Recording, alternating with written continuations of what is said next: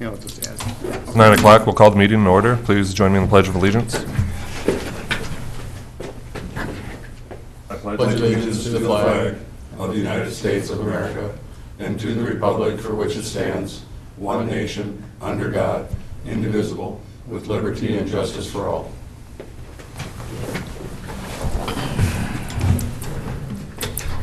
An agenda has been provided before the meeting. At this time, is there any additions or corrections to the presented agenda? Mr. Chairman, I would like to add under Commissioners' warrants, you have an add-on Commissioners' warrant packet for $47,044.62. And then also we have an additional auditor's warrants dated 3/11 of 19 to be added to the consent agenda. And that's it, Mr. Chairman. Thank you. Mr. Chair, with those additions, I would move to approve the agenda. Second. Okay, we have a motion and a second. Any further discussion?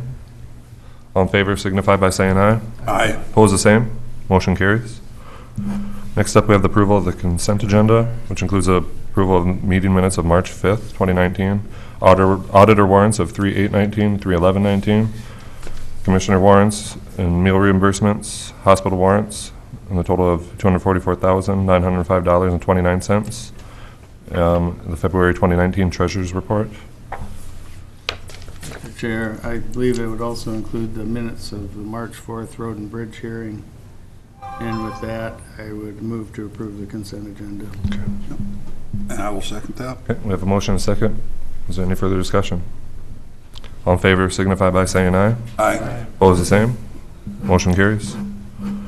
Next up, we have Kevin Anderson, District 2689 Superintendent, for the Pipestone Area Schools Bond Referendum information. Good morning. Good morning, how you doing? Thank you for having me here today. How to sit here? Or? Yes, go ahead, please, have a chair. Make sure you don't get the one with the trap door. Okay. Is this, do you want me in that one, or which one do you want me in here? Who's got the button?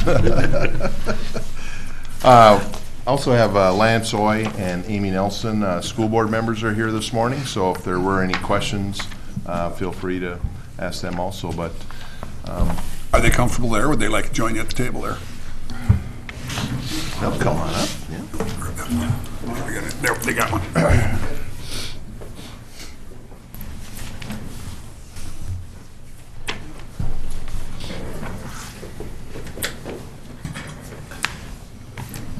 So, just wanted to share a little bit with the county commission the election that we're going to have on April 9th regarding a new elementary school.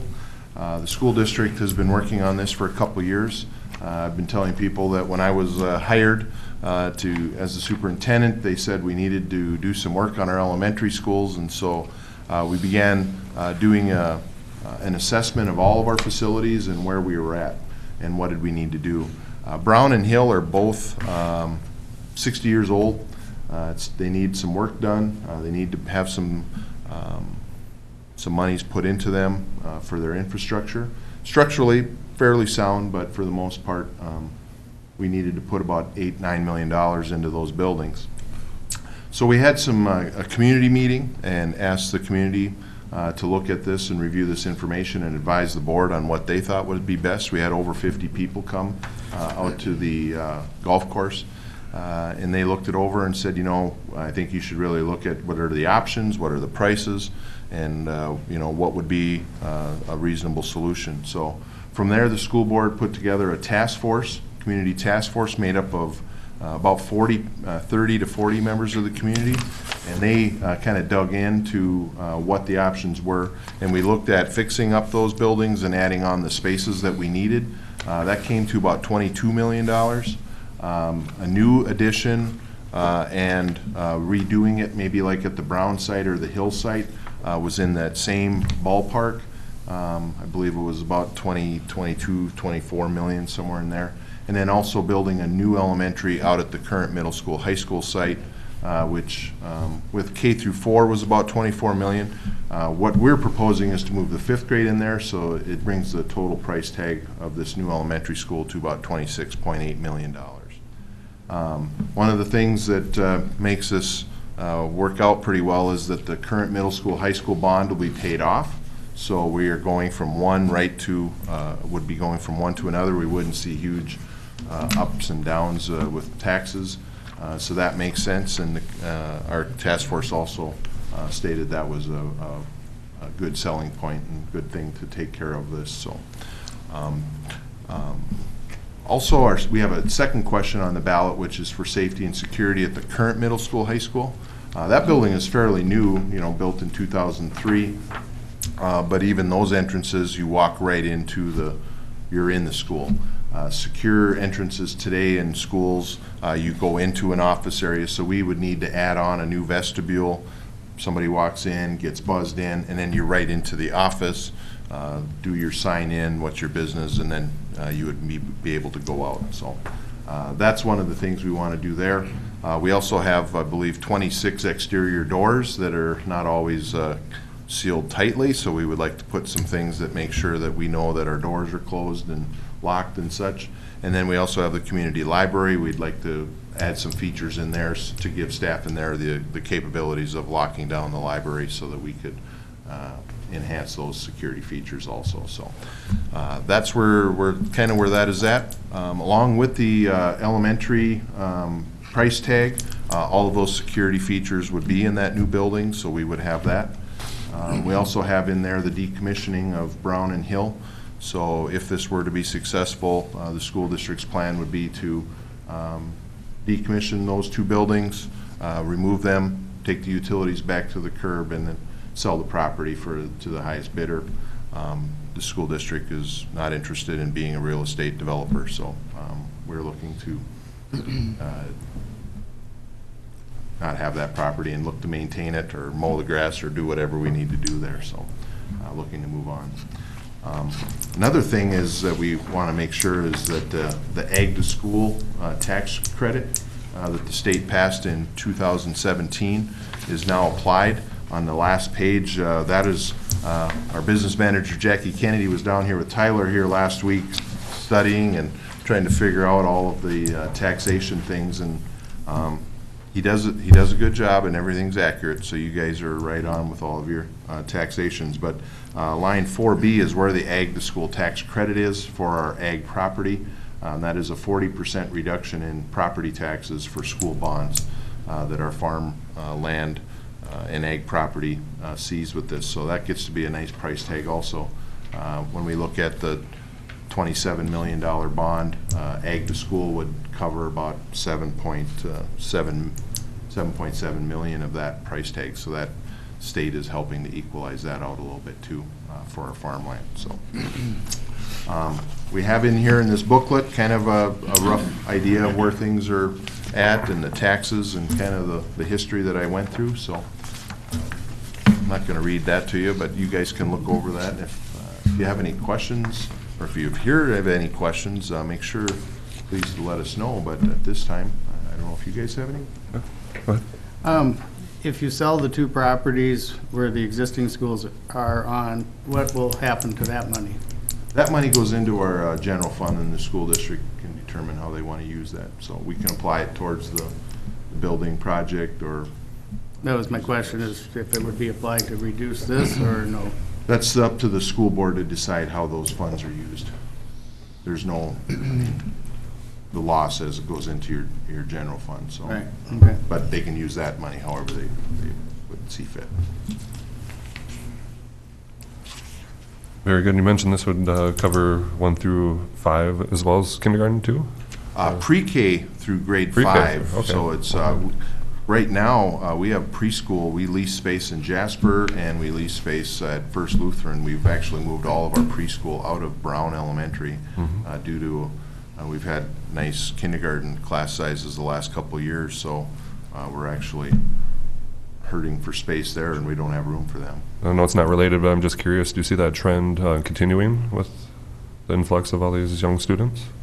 We had a demographic study done by Hazel Reinhardt, who was the former state demographer.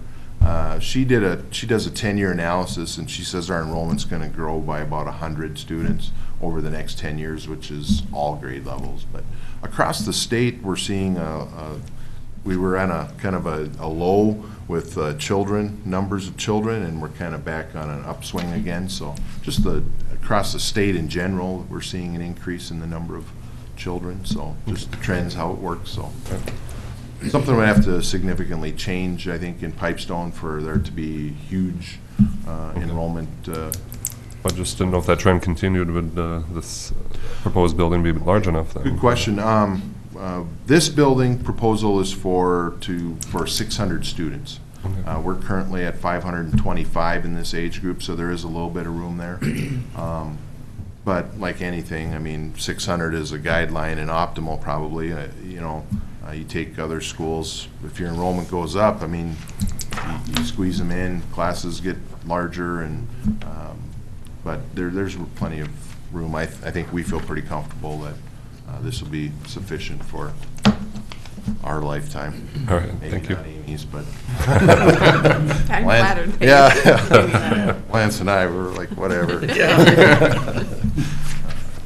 anybody have any more questions? I think so. No?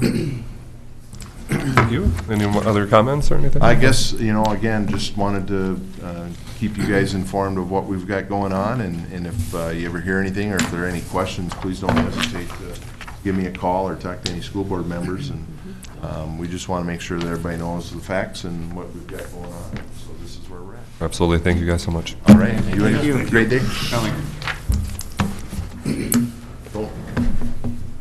You guys make sure all this water gets dispersed appropriately now. Isn't that your Right. water management? Water management, yeah.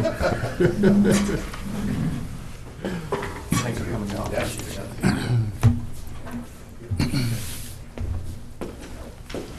I suppose next up we have Auditor Treasurer Tyler Reich, who is not here.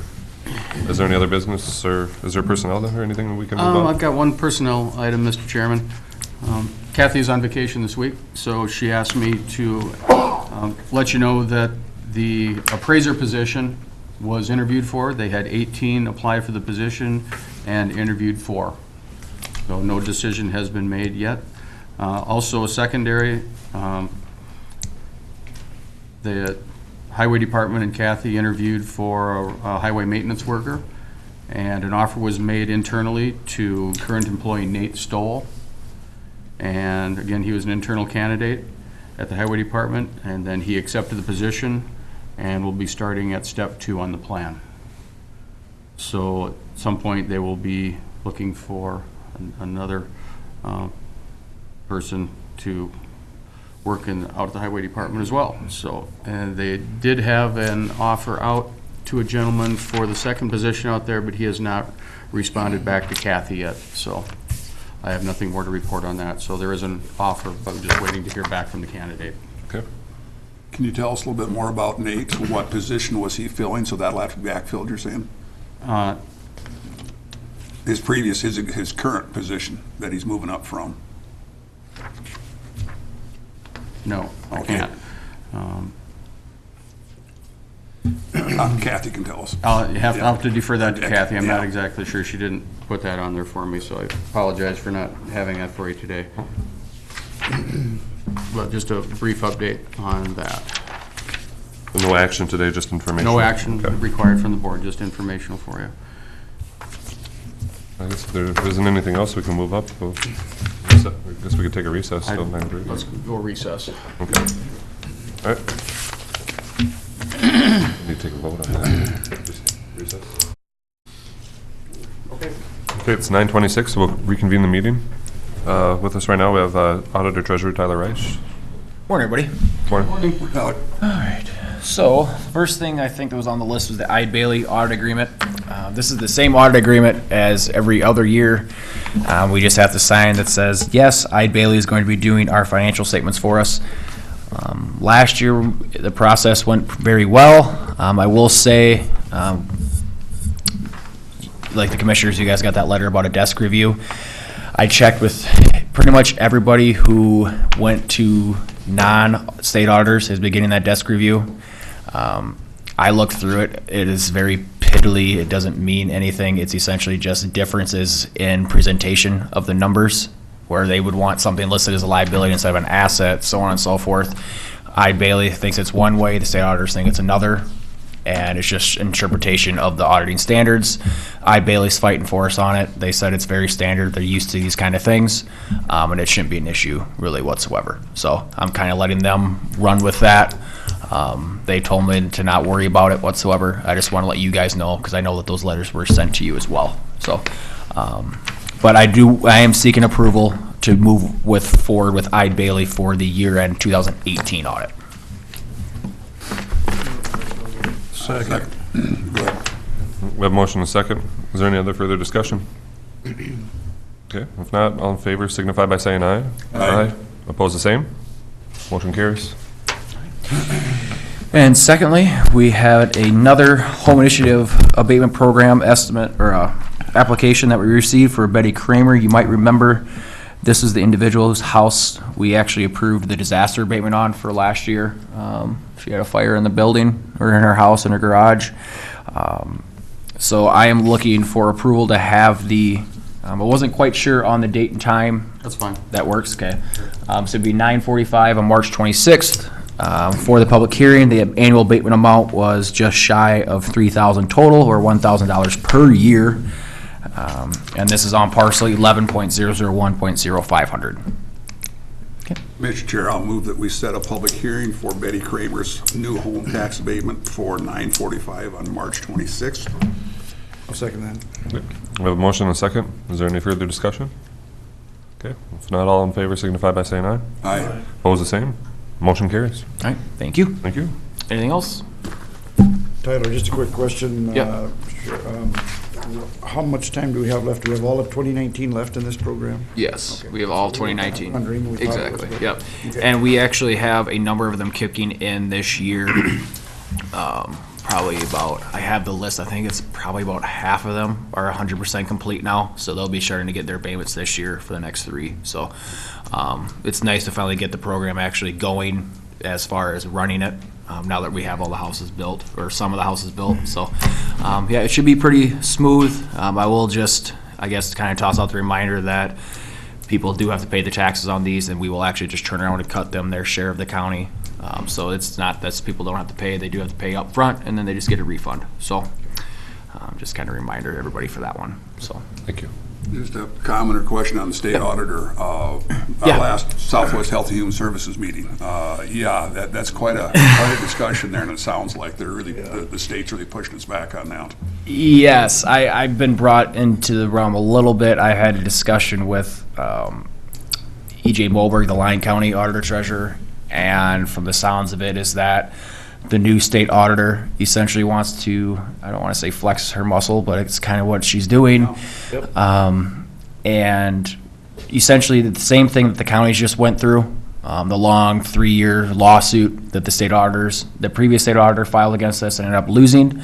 I personally feel it's going to go the same route, but of course they would have to go to court for that. So I don't know if that's what the human services people are doing. All the organizations, I think that if you did that, you'd probably want a number of those in the statewide to go in together to kind of share some of the costs and the burden of that. But Do you have any idea how many counties are still using the state auditor? I have I don't off the top of my head. I know, Revenue because of all the. Exactly. Here, and they want to get some of that revenue back. and that's kind of what it feels like to me, is that she's just trying to fight for her budget, which I don't think is personally right, just as a taxpayer, because the state just spent over $100,000 on a frivolous lawsuit, and I see this going the same way. But Is there any other JPAs you guys sit on that have a similar issue? Yes, there are. And Charlie Sano, he made the statement, he was up there at the meeting in the cities with her. He made this statement, let's just sign it for this year and we'll turn around and sue. Once papers are filed, she can't do her audit. right. So I mean, I know for a fact that a large majority of people were not satisfied with the state auditor's office strictly because of costs, and all of it stems from costs. I mean, if they ran an efficient budget, I mean, last year we paid $28,000 for a budget, whereas the state auditors were up to 60. So, I mean, you can't have counties justifying spending an extra $25,000 a year on an audit that isn't any better. It meets all the same standards, so on and so forth. So it just felt like a lot of counties are in the same boat as us, is like we kind of, our hands are tied to not go that way, because when we're spending taxpayer dollars on this, we want to make sure we spend them wisely. So Les, wasn't it double? The cost was It double? wasn't quite double, but close. I think we were like 51,000 Yep. with the auditor. Sounds And our low bid was 27, exactly. I think, something like It's that. about the same as it is for our So county. essentially the same as us. Yep. Dollars, but it's a major. I would definitely say it's an industry-wide, everybody's kind of, I mean, I know that some people stayed with the state auditors, but I would say a large majority of the counties that I've talked to no longer use the OSA and have no plans on ever going back to them because of the previous history with the office, so. I think part of the discussion, they talked about the fact that joint powers has already been recognized as a county because of the joint powers. And that was the Right. excuse they were trying to use, well, you're not a county, it doesn't apply to you. So it's quite It's interesting. definitely, she's definitely playing the legal jargon game, and I guess we'll see how the lawsuit goes if they actually do bring it forward, but I just don't know how she feels that's a good political move, or just taxpayer move, more importantly, because you're spending money on a lawsuit that was previously the state auditor just lost, and I don't see how it's gonna go any different, but. I believe another one Not of a the lawyer, state though, either. auditor's positions was, well, it's so complex. Right. As in, yeah, because private accounting firms can't do the same work for a lot cheaper as they've proven. So I don't, there's a lot of her arguments I guess I personally don't agree with. You talk to other area auditor treasurers, they completely agree and they echo that statement. You know, if you're in this world, a CPA is a CPA. I mean, they all have the same standards they have to live up to. The OSA doesn't have a higher standard than anybody else. So they're all going by the same GASB standards. It's still public money, it still has to be accounted for. Correct. Yep. Anybody have anything else for Tyler? Well, thank you. All right. You're welcome. Have a good day. Mr. Chairman, I have a clarification to make on the personnel issue. This is in regards to the appraiser position at the assessor's office. 18 people applied for it. They interviewed 4.